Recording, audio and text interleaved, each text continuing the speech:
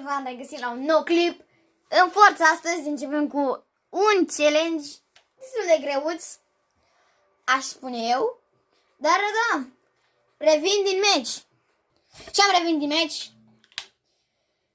Și sper ca de data asta, că am mai dat o dublă înainte și nu prea funcționează trebușoara.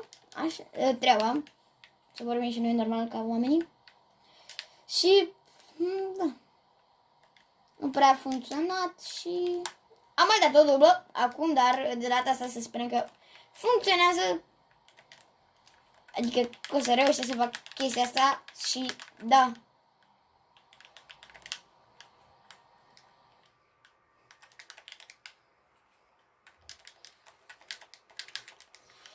E destul de greu să faci uneori niște duble și să îți iasă de fiecare dată din prima.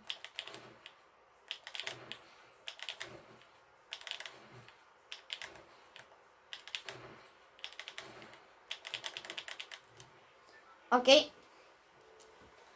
Ne vom dropa. Stați un pic că trebuie să mă uit. Ne vom dropa pe undeva prin locul acesta și o să fie o surpriză unde ne vom dropa. Așa că da. Da.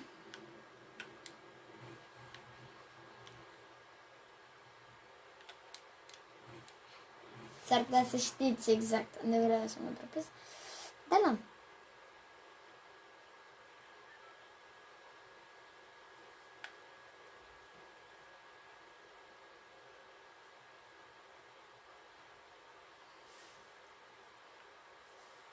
Cred că v-ați dat seama de ce am venit aici. Domnișoarico, Dani, acest sniper mirobolant cu un singur glonț. Și va trebui să iau niște glonțe de sniper. Că e cam jale. E cam jale. Hai de capul meu. Player acolo. N-am chef să mă bat acum că n-am armă. Bine, am, dar una exotică și cu un glonț. Aveam mai multe glonțe, poate mergeam pe el, dar acum nu e cazul. Oricum avem alte arme exotice de luat. V-ați dat deja seama ce vreau să fac în acest clip. Dar da.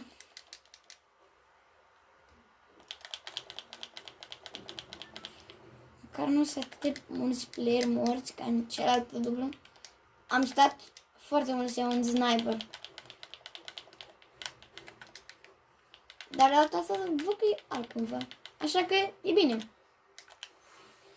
Nu cred. Vreau și niște din astea. Este bine să sniper. Bun. Hai de cap. Mă bag în casă. Mai are sens. Dacă a plecat avionul din partea asta, e bine. Voi mergem spre Pleasant către a doua armă exotică. Și sper să fie acolo, pentru că e botul acela.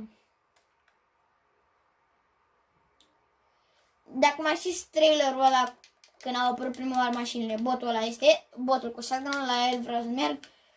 Și sper să ajung destul de repede. Vă las acestul ăsta, sperăm că pică ceva glonțe de sniper. Cream că vreau să spun că din ce ăla nu pică sniper și uite de că mi-a picat. Aveți mereu încredere în voi.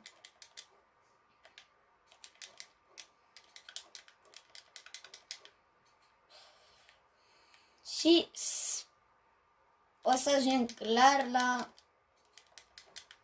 în partea, dar nu știu exact dacă va fi arma exotică acolo. Eu cred că va fi, dar rămâne de așteptat. Nu știu dacă ați văzut că la toate tirurile nu mai au blocaj. Cream că mă bagi pe mine nici. Băi, jocule, mă bagi nisip? Nu știu ce are, dar nu vreau să mă bagi nisip. Stai așa că m-am încercat. What? Vezi că te explodezi. Haide că merge. Bun.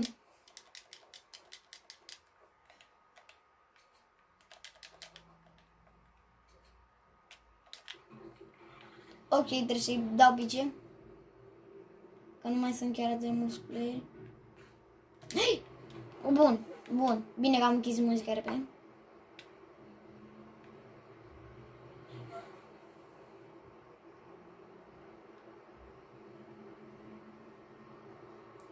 Și dăm... Aia a fost o lamă. A, nu. Cred că e o lamă. Și poate dacă... Scrieți-mi în comentarii dacă vreți să... Vă ajut la niște challenge-uri, să încep să fac challenge-uri. Din alea, din partea asta de aici. Din quest-urile astea. Să-mi scrieți în comentarii. Dar mi se pare că botul cu sniperul acesta, cu shotgun-ul nu e aici. Așa că vom mai da o încercare în partea cealaltă la sniper.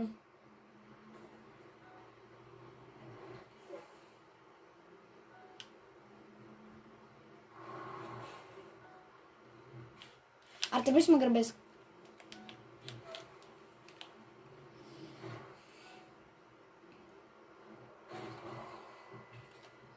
Ok, trebuie să mă grăbesc.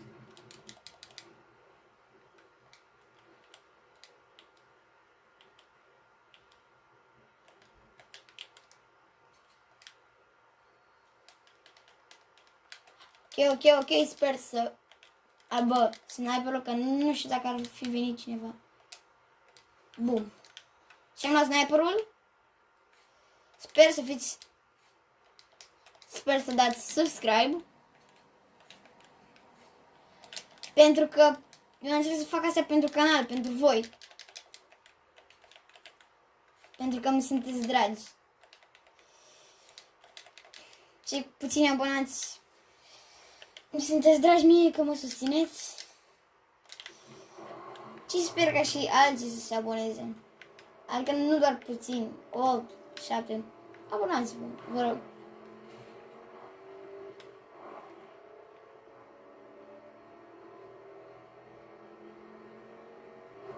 Pentru că eu încerc să fac diferite chestii. Eu încerc să postez cât mai mult Fortnite pentru că este jocul pe care îl joc în timpul liber.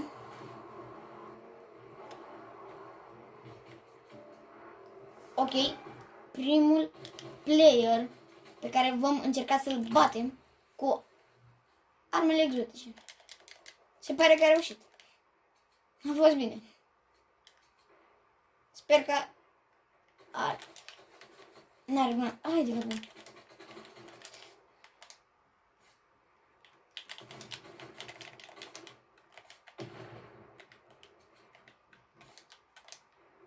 Dacă voi muri aici, sper că nu, dar...